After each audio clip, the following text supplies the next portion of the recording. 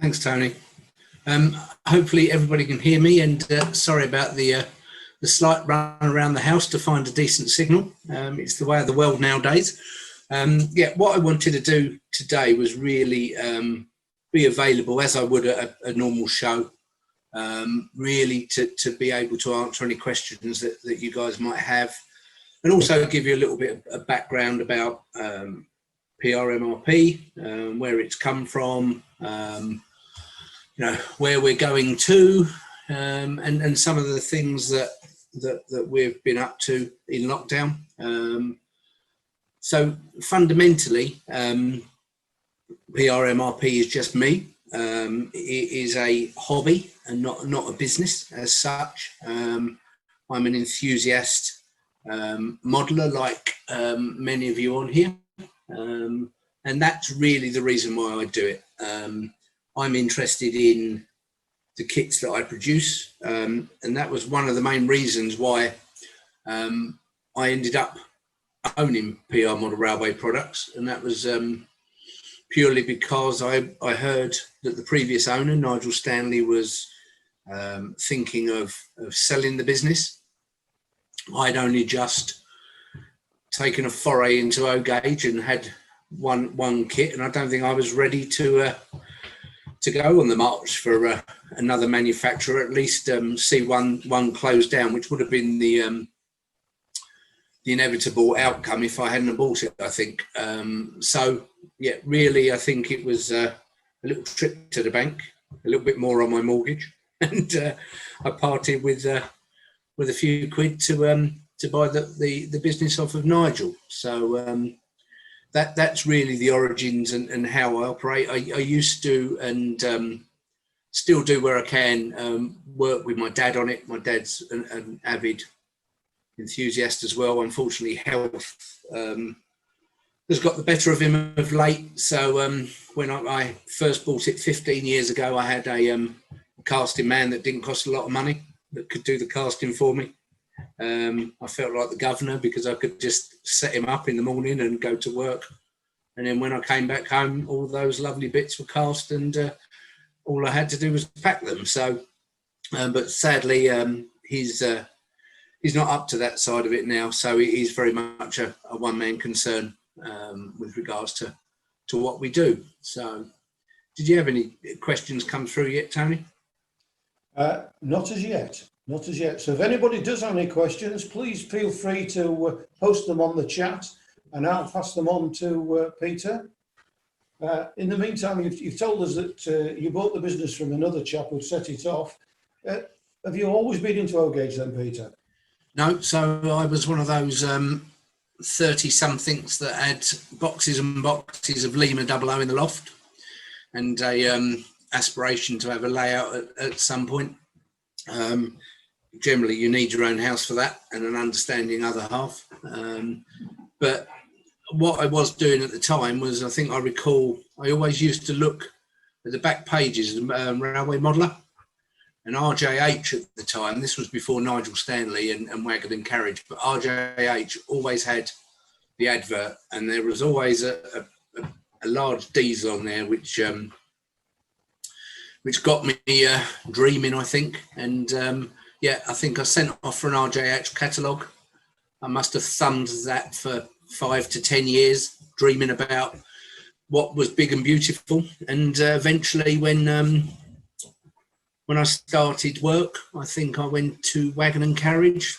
Bless him, Pete Marshall at the time, kind of helped me through deciding what was my first kit, and it ended up I bought a Class 37 Malt from Pete and a VDA van in the range from Pete,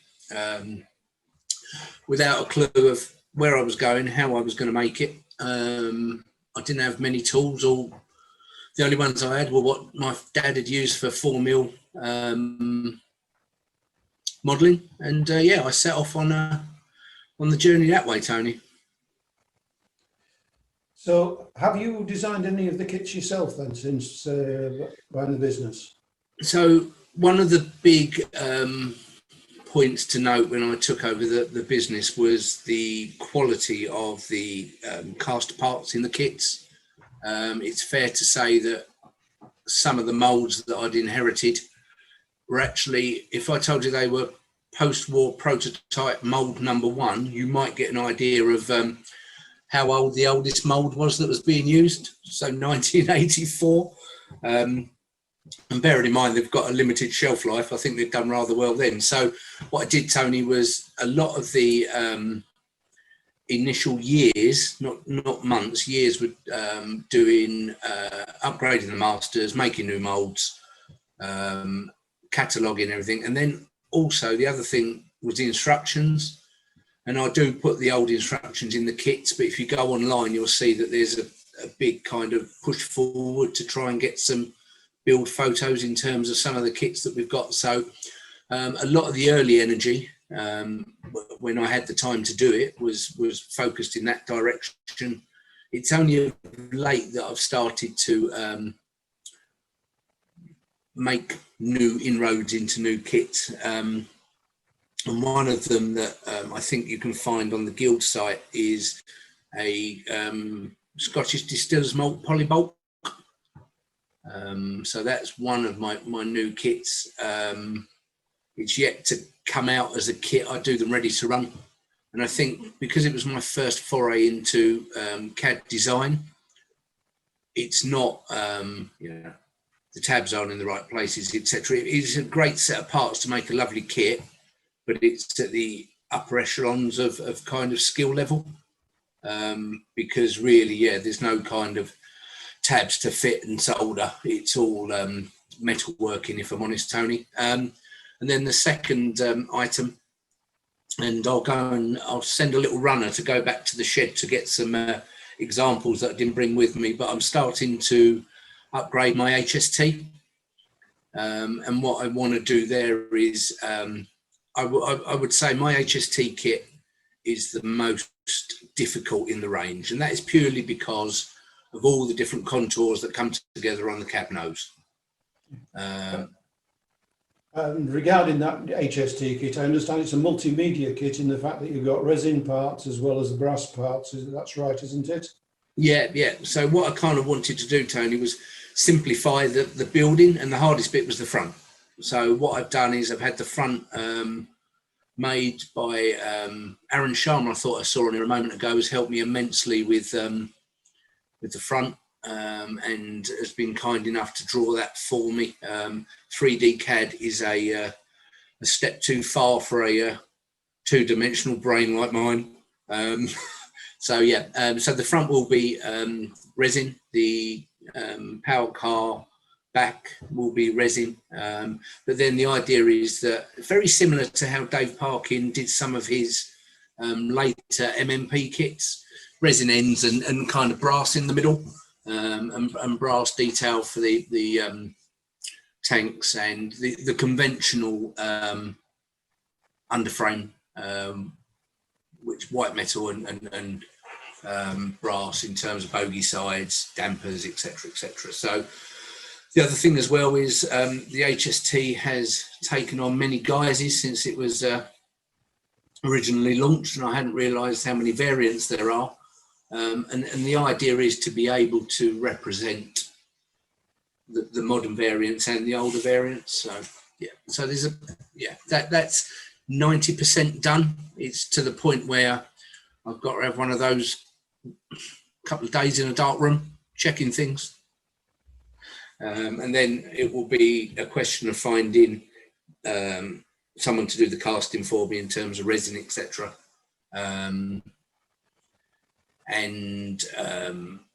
Basically get going, if I'm honest. So I think Aaron just emailed he is on, which is good to see. Yeah, he's also saying that on the forum, the Gageo Guild forum, he's put a photograph of the complete power car. So if somebody wants to look at that at a later stage, that would be a good thing. Yeah. I say Aaron's done, I think he's doing 2 or 3 for himself. Aaron, you'll correct me if I'm wrong. And he's drawn the whole thing for himself on resin, 3D CAD.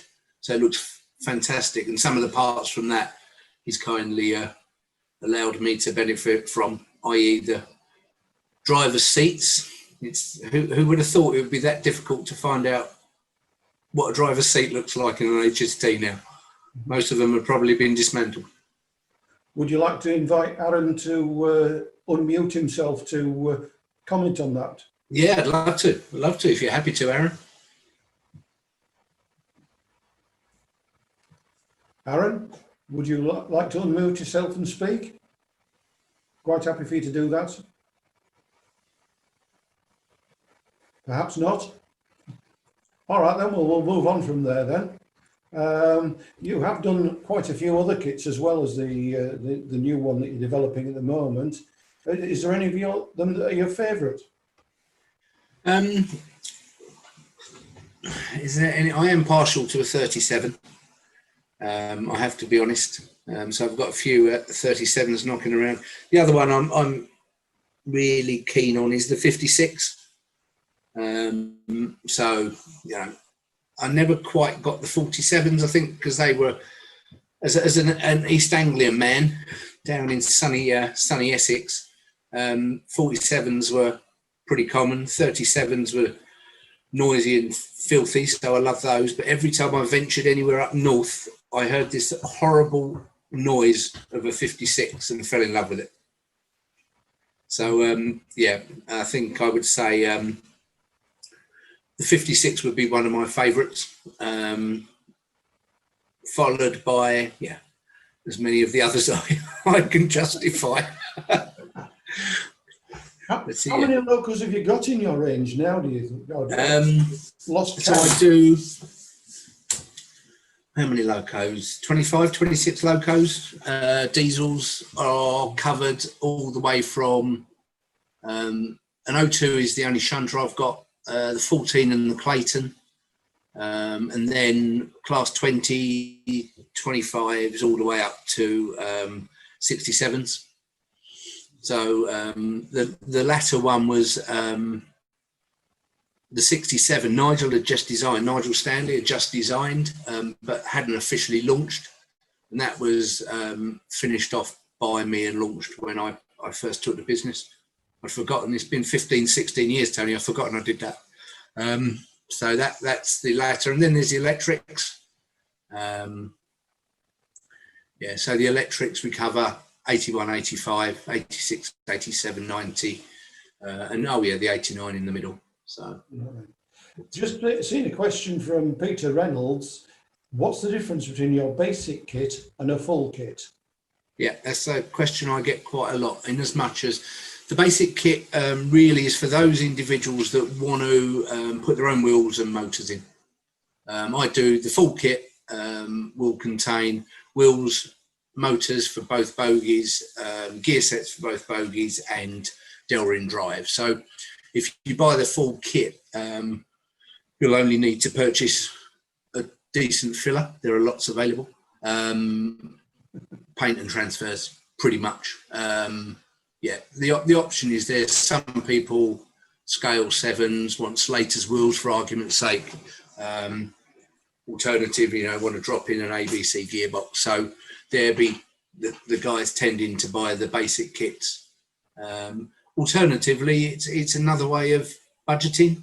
Some people buy the basic kit first with the wheels and then add the other bits on when they can afford it. So yeah, it's just to give an option, Peter, really. But yeah, the main driver behind that is, you know, if you don't like the can motor, or you've got a preference where some people have, there are, you know, you're loyal to your Motion or your gearbox brand. So what motor do you use in your kits? So I've got a 5-pole can motor. So it's brushed, so it's not brushless.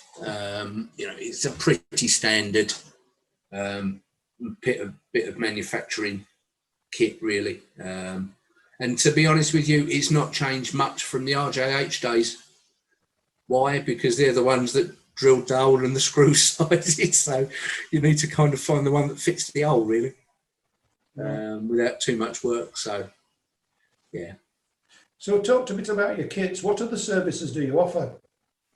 So primarily it's the kits, as you know, but a lot of people who scratch build asked for various castings.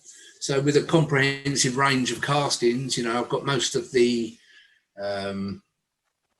axle boxes, suspension for most of the air brake wagons, various tanks, distributor valves, so on and so forth. So a lot of scratch building supplies for guys that are making their own wagons and locos alike, detailing parts for ready to run stock. So if you want to kit bash your Helgen, for argument's sake, a lot of our fixtures and fittings go on that, go in that direction. And then we offer a full, sorry, I'm laughing at a comment that someone made about one of my commissions last night. It just tickled me a little bit, but yeah, we do commissions as well. So I posted a picture of a commission last night, and on one of these forums. I'm very new at social media. So last week I took the plunge into Facebook purely to join a modern image O-gauge group. So I put a couple of HST power cars on there last night from our old kit. And one of the individuals went, very nice, but they look like they're made out of Lego. Yes, I saw that comment. I'm assuming he meant it tongue in cheek, but it just tickled me when I thought about it. But yeah, away from the fact that they don't look like Lego, but we have full commission and painting services, which generally will be for our kits, Tony. But we're happy to look at other kits and even foray into steam. So some of you may know have seen him behind the stand, but close to me is a guy called Dave Lowry. Mm-hmm. So Dave and I work quite closely together with regards to commission building. So what's your particular interest then? What era?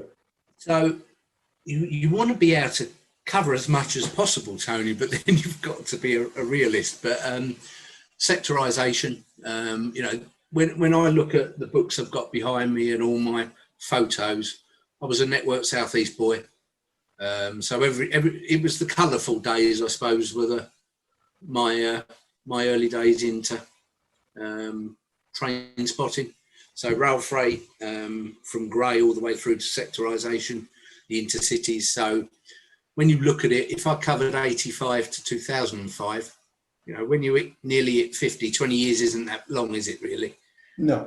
When I was 40, 10 years was a period that you could span, but I think if I span 20 years, I can pick up the first couple of 66s.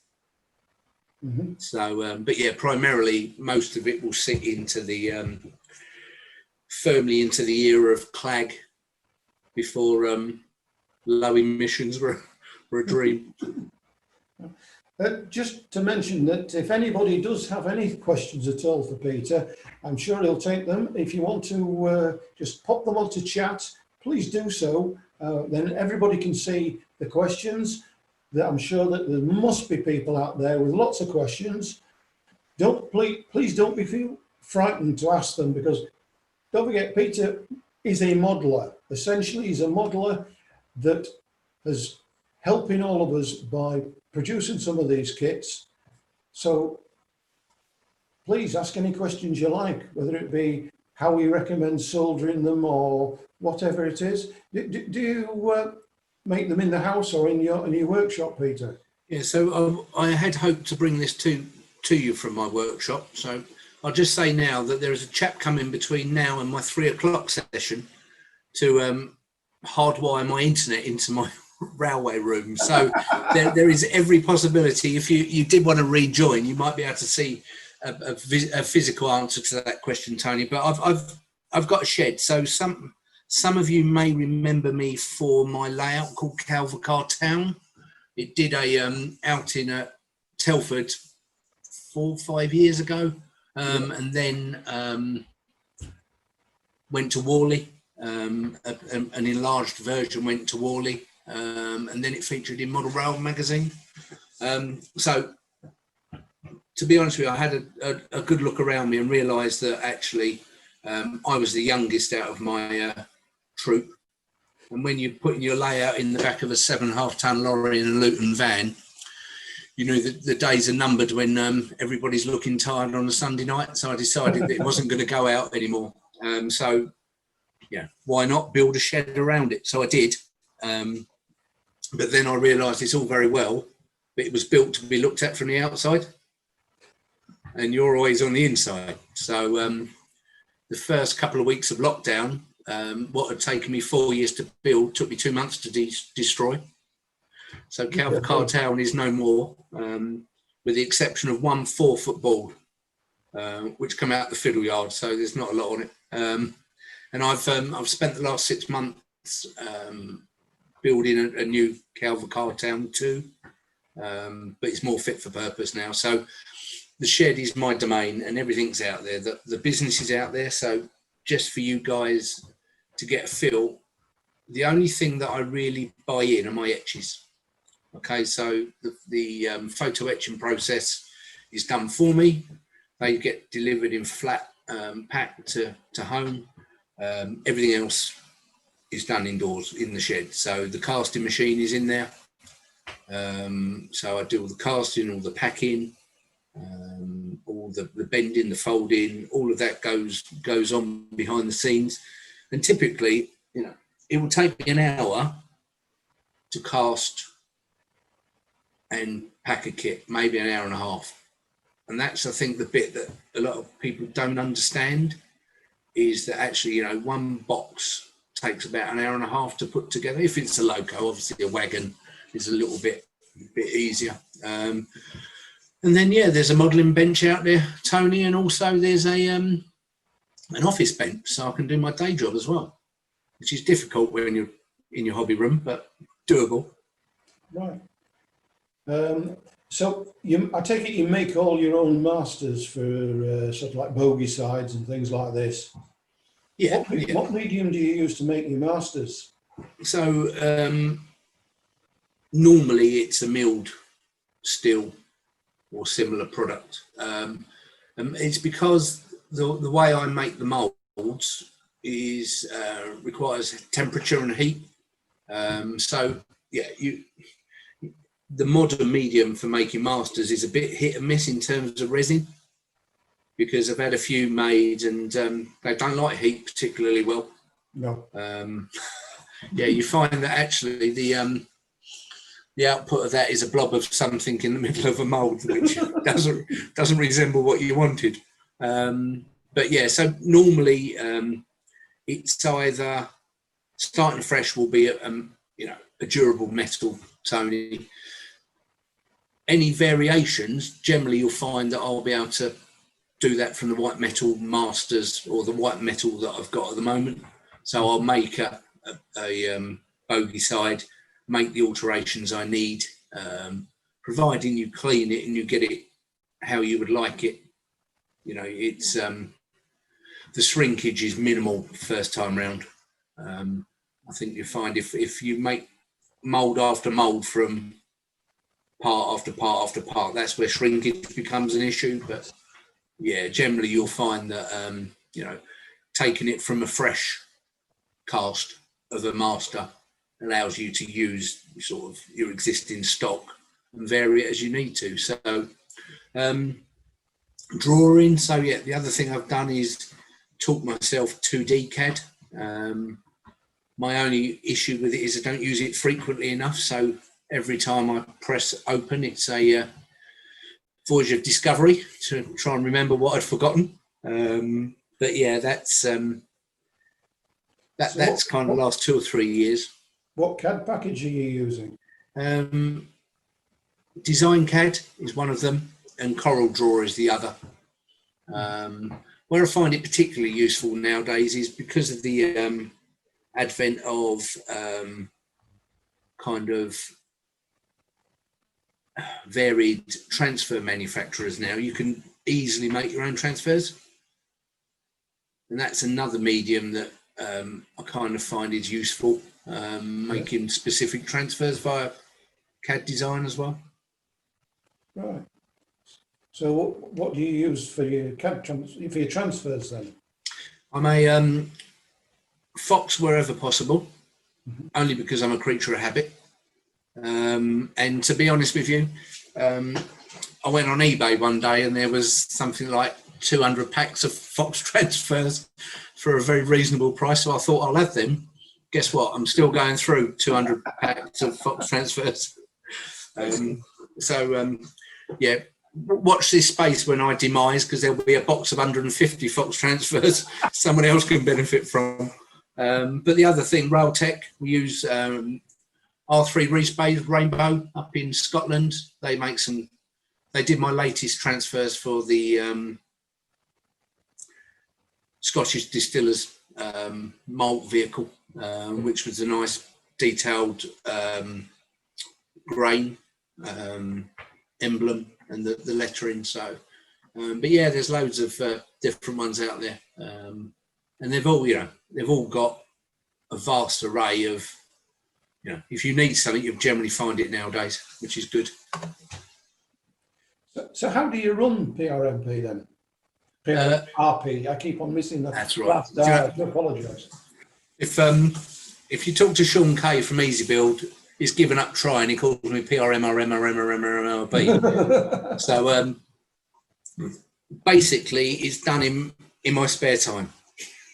So I have a full-time job, twins at the age 11, and so generally, if I'm honest, the pot goes on at 7 o'clock at night, and goes off sometimes at 9:30, 10. You'll find that the way I tend to run it is, if I did it all the time, I wouldn't enjoy it. No. So I tend to have a couple of weeks respite where I build the railway, and then I'll order etches in. They tend to take 4 to 6 weeks. I carry some stock, but what it does, the cycle means that I have a couple of weeks where I'm at it full time in my spare time, and then it just has a little cycle. Do too much of it and you tend to upset the boss. So it's a balance really, but it's there purely, Tony, to self-fund the railway. There's no other reason for it. Well, thank you very much, Peter. No problem. It doesn't appear to be that anybody's got any other questions. Has Peter Reynolds got a question? No? Okay. Well, in that case, thank you very much for it, and we'll speak to you later on this afternoon then, if that's what I will have later, Tony, is some of the details of the HST. I'll have the masters there, and also have my Polybolt first draft, so you can see that, and then some other stock, and I can take you on a little tour around the shed later. Well, fingers crossed that the internet man turns up. Yes. Well, thank you very much, Peter. If nobody's got any further questions, I'll draw this session to an end and say thank you all for attending. Anybody got any questions? Well, thank you again for attending, and hope you enjoy the rest of your day at the Gageo Guild first virtual show. Thanks, everybody. Thank you. Goodbye. Cheers. Bye.